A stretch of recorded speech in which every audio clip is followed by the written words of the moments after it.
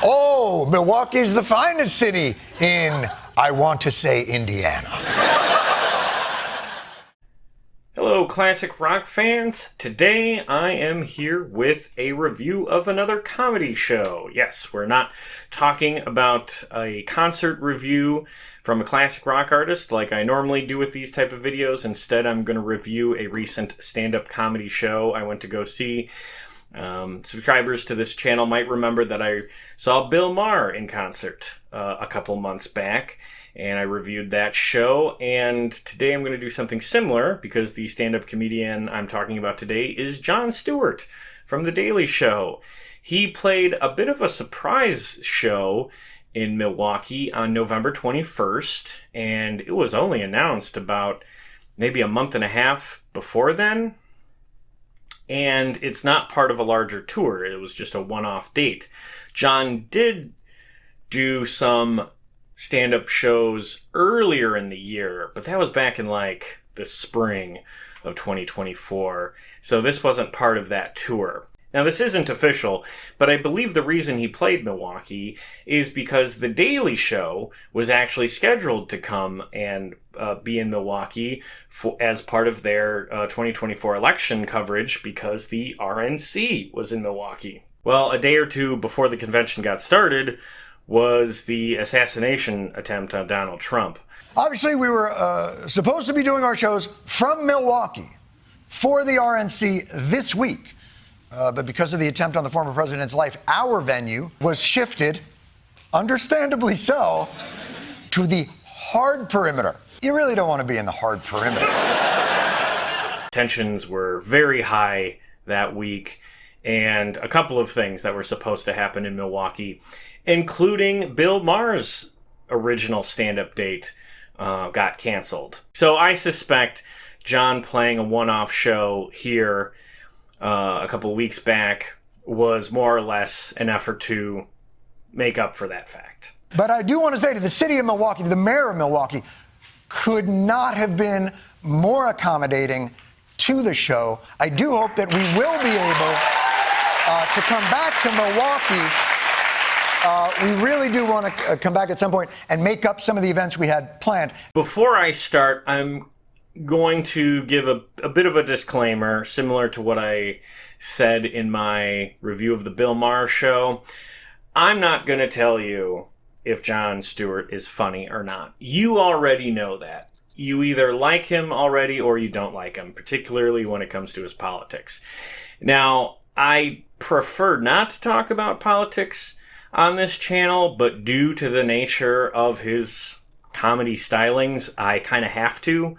So if you're someone who's not a fan of Jon's because of his politics, honestly, I would just ask that you close off this video right here and go watch something else. If you are a fan of Jon Stewart, please stick around because we do have some fun stuff to talk about. But if you're a fan of The Daily Show, you might actually be surprised about what Jon's comedy is all about. So let's dig in. Let's talk about this show. Let's start with his opening act. His opening act is a guy who worked with Jon on his 2018 TV series, The Problem with Jon Stewart. His opening act was a comedian named Kason Wilson. And Kason was absolutely hysterical. And he wasn't just funny, he was extremely energetic and enthusiastic. He came out with a bang. He was pacing up and down the stage, getting big reactions out of people, and having a lot of fun, which was such a great note to start the show off on. Seemed like a real decent guy, too. I noticed him after the show, outside, taking pictures with fans, talking to people. Again, seems like a really cool guy. Excellent pick for a stand-up show like this. But I will say there was one small, very minor issue with the transition of the show from opening act to headliner, and this is probably my only criticism of the show as a whole, and it wasn't Kason's fault at all. In fact, it was actually more Jon's fault. So opening acts for comedy is a lot different from opening acts for music. If you go see a concert, there's always a gap in between the opening band and the headliner. Typically at least 15 minutes and sometimes way longer. And that's because the staff needs to swap out the instruments on stage, do some last minute checks of the instruments. There's all kinds of things that have to be done in between the bands. So you typically cannot have your opening act finish and then run off stage to be immediately followed by the headliner coming on straight away. There has to be a gap for the staff to clear the stage and get the headlining band set up. Comedy is different. With comedy, I think it's ideal that as soon as the opening act finishes their set, the headliner comes out, because the crowd is laughing, usually laughing very hard because the opener will close with their strongest material, and the crowd is just primed for the pump. They are ready to go. They are ready to keep the good time going. And that's the whole point of an opening act. It's to warm up the crowd, to get them in the best mood possible for the headlining comedian. And that's exactly what Kason did for Jon. Kason finished his set on a huge laugh. He said, "Ladies and gentlemen, Jon Stewart." Jon Stewart came on stage, handed off the mic, and Jon got started on his set right away, which is exactly how it should have gone, and that was perfect. The problem, at least a minor problem that I noticed, is that there was a disparity between the energy levels. There was a mismatch there. Kason's energy was big and boisterous and loud, but Jon didn't come on stage with that same energy. Not to say he was low energy or there was anything lacking. It's just his style. The core of his style is observational comedy. He's a 90s comic, much more in the vein of like Jerry Seinfeld.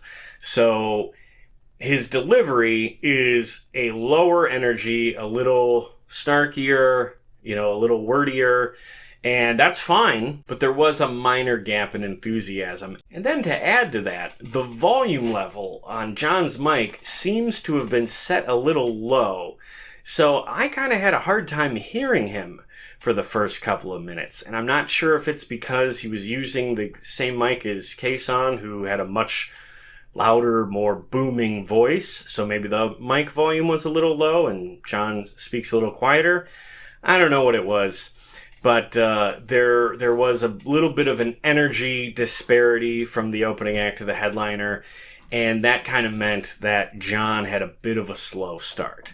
Not to say that he wasn't funny, it's just that it was like whiplash. Like we were going from one style of comedy to a very different style. And I think going back, maybe Jon could have tweaked his set to start off with something a little more energetic, or maybe just did a little bit of crowd work, a little more, "How you guys doing?" or "How many of you were supposed to see us when we were going to come in August?" Something that would have gotten a more vocal response from the crowd.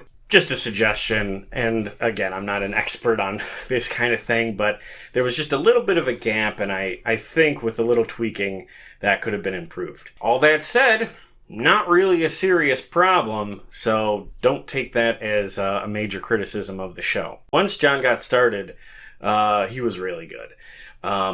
If you haven't seen Jon before, you might actually be surprised that the vast majority of his stand-up comedy isn't political. Now, that's not to say that there was no political material in this set. Jon knows that most people coming out to see him know him from his political stuff, so he has to throw that crowd a bone. At my show, Jon opened his set by talking about how, over the last several years with Trump going through all his legal situations, liberals kept feeling like this time we got him, and there was sort of a Lucy with the football aspect to it. And that bit was kind of funny, but that was also the part I had a hard time hearing, so I don't remember it perfectly. And then later on in the set, he poked fun at the very old age of not just Joe Biden, but also Trump. And he really drilled in on that point about Mitch McConnell, talking about how Mitch McConnell had those moments in the last couple of years of like freezing up on camera. That's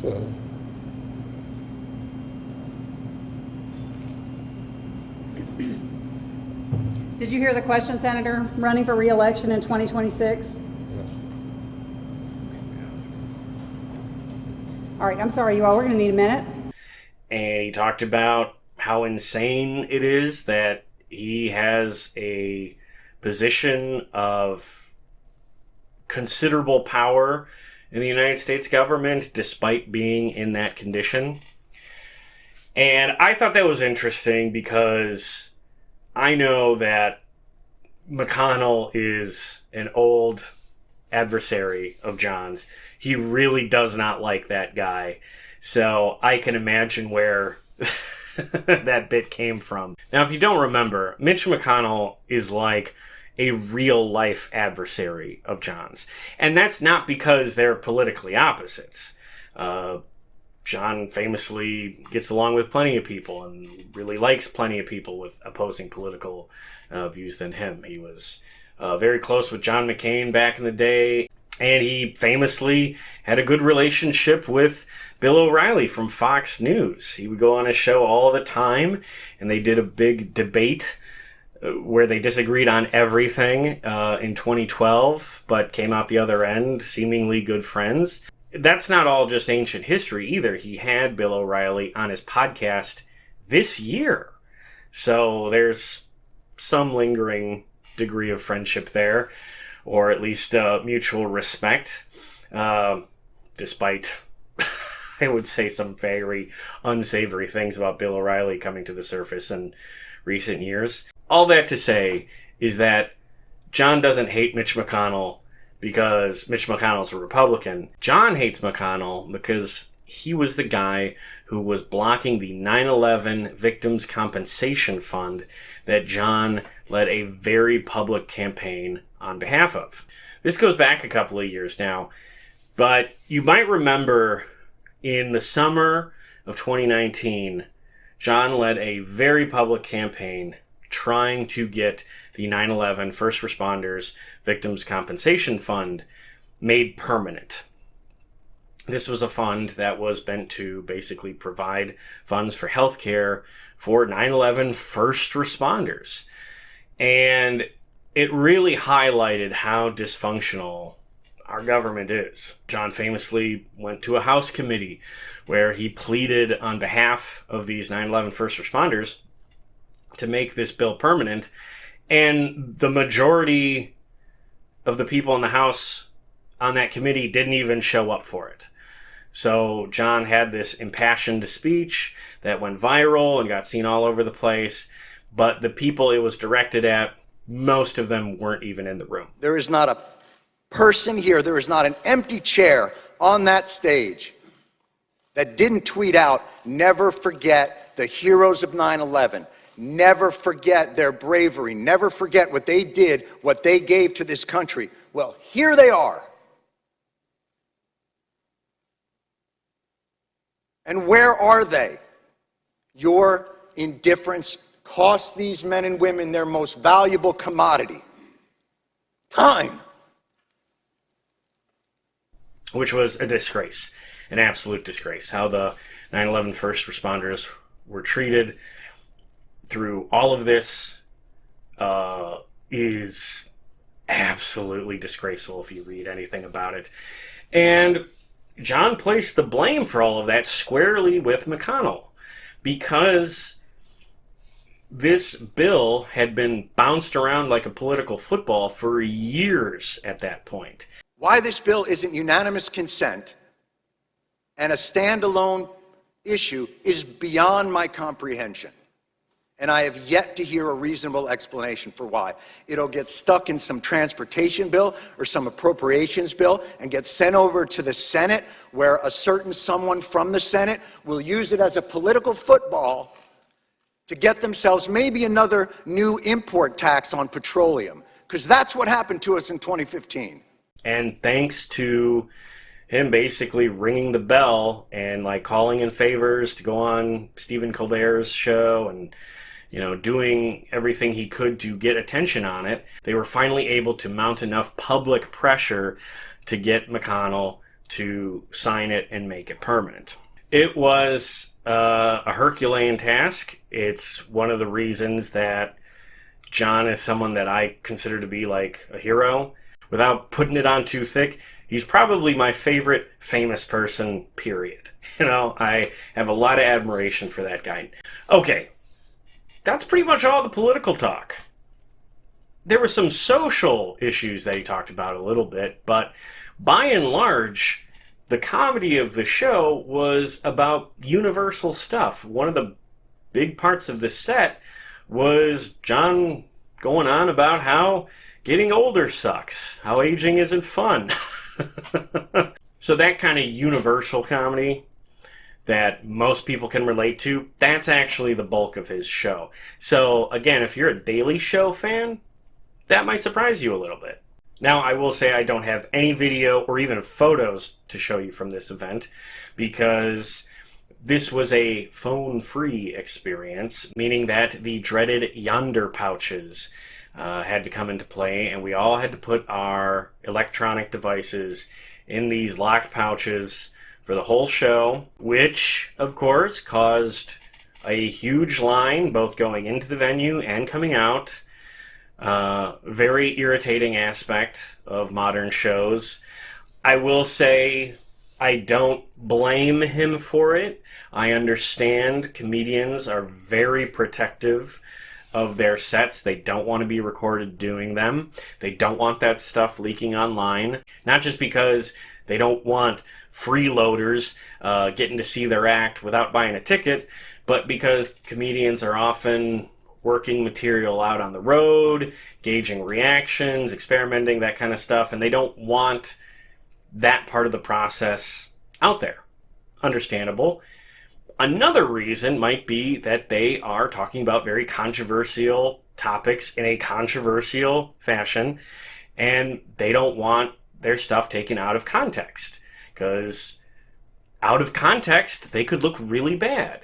And I think that was the reason why Jon had us all use these yonder pouches, because there was a segment in his show where he talked about the F slur and the R slur and how language has evolved since he was a kid. In fact, he made, I thought, a very salient point about how, it's important for us to, educate ourselves and educate others about the hurt that words like that can cause, but also to allow for grace to people who don't get it right away or take some time realizing that fact, and how it's better to give people grace than to shame or lecture.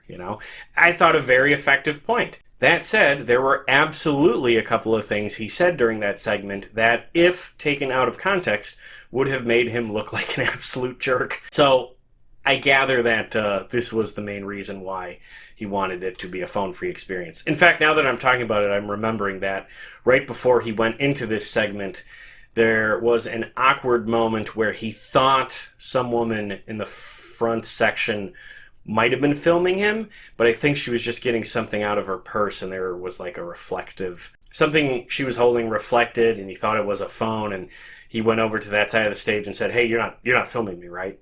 And he couldn't hear her right away. So there was a bit of an awkward moment. I don't think she was, but it did cause a little bit of a, I would just say, an awkward bump in the show where he had to get that sorted out. And then he said, you'll understand why I'm nervous about that with this next bit. And then it made sense.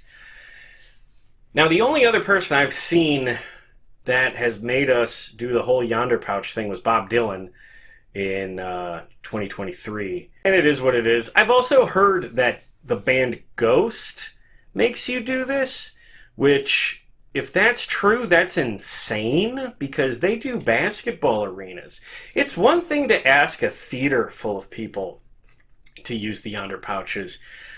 It is insane if an arena or a stadium act is asking that. That's unreasonable. With stand-up comedians, I guess I understand it a little bit more. I guess my only point on that would be, if the comedians are going to ask for it, that's fine. But it's on the venues to make more of an effort to get people checked in quicker and to cut down on the line. both getting in and getting out. There should be multiple exit points. There should be multiple sections where you can either put your phone in the pouch or take it out at the end, especially at the end. Getting in actually wasn't too bad. Getting out was, again, a cluster and very irritating. I really get frustrated when venues don't make more of an effort to prevent crowds from getting backed up and stuff like that. You know, I mean, there's a safety issue if people are crowded, you know, up too much. So I really wish the Riverside had just made it easier for us to get our phones out of these dang pouches. Had more people set up stations all through the venue during the exit. I think they could do better on that, especially because I suspect this kind of thing is going to become more and more common as time goes on. So I don't want to ruin any of Jon's set, but I will say the absolute best part of the show for me was what he closed with. He had an extended segment about being a Jewish guy married to a Catholic woman and the dynamic of trying to present Jewish holidays to their kids in the face of his wife's Christian holidays, which, of course, as he put it, were all way more fun. And then this part of the show was where he was at his highest energy. Now, I'm not saying this is what he should have opened with, but I wish he could have taken just a little bit of that energy and put it with something at the start of his show. Would have made that transition that I talked about earlier a little easier. But I will say what he closed with was so freaking funny. It was worth the price of admission alone. I was absolutely howling. The whole place was howling. And this was a sold-out show, by the way, which was awesome. I haven't been to a sold-out show at the Riverside in quite a while, if I ever have. I mean, I'm sure I have. I just can't remember which the last one was. You know, this is in stark contrast to Bill Maher, who I saw a couple of months ago, which was over half capacity, but not even close to sold out. Now, that's not a comment on the quality of either of these guys. That's a comment on scarcity. Bill Maher comes at once every 2 years. Jon hasn't played Milwaukee since like 2010. And he even mentioned that right at the end of the show. He was like, I haven't been here in like 13 or 14 years. And then he said he had done something at Summerfest around that same time, but I don't know what he's referring to. I just don't remember that. I wish I had seen him in 2010.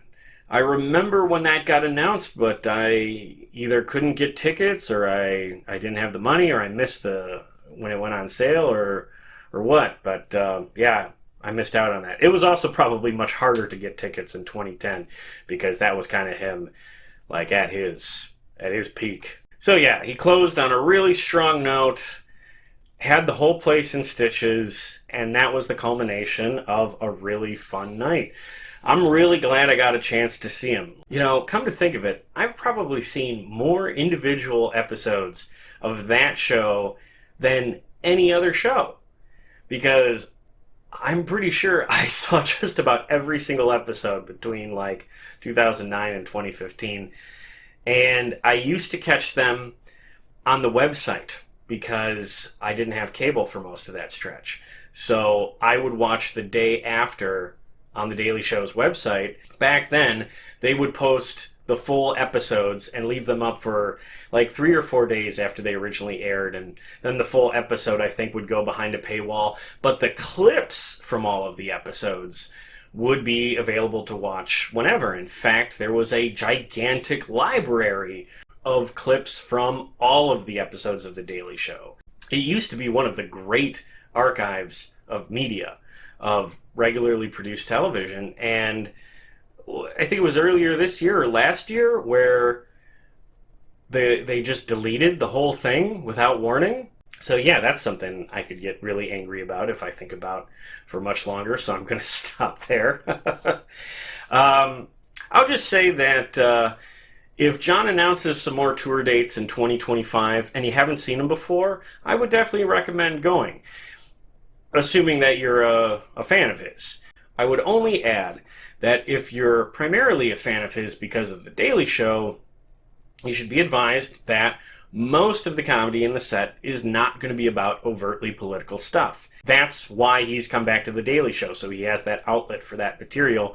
So most of the material you'll see during his stand-up sets will be about broader, more universal life topics. Again, going back to his observational stand-up comedy roots. Now, if you had a chance to see him earlier this year during that mini tour he did this spring, please let me know what you thought of those shows in the comments. Otherwise, if you enjoyed this review and want to see me review more stand-up shows, I'm open to doing that. I like talking about live entertainment. Primarily we talk about classic rock topics on this channel, but if I get a chance to talk about a different live show, I'm happy to review it here. So if you enjoyed this review, please let me know. And also please check out my review of the Bill Maher show I saw a couple of months ago, and if you're interested, I reviewed an Al Franken stand-up comedy show from a couple of years back. That's also on this channel, so please check those out. Otherwise, if you are a fan of classic rock, please check out some of the concert reviews I've done on the show. I guarantee I've reviewed a concert from an artist or band that you're a fan of. And if you are that fan of classic rock, check out the podcast I do, which is all about classic rock. We've had a lot of fantastic guests on this year. This might have been my best year yet, so please check out what's been going on there. Otherwise, thank you very much for watching. Go see Jon if you get a chance. And with that, I'll just say, keep rocking, and here it is, your moment of zen. I went to a show. I went to a Bruce Springsteen concert last night.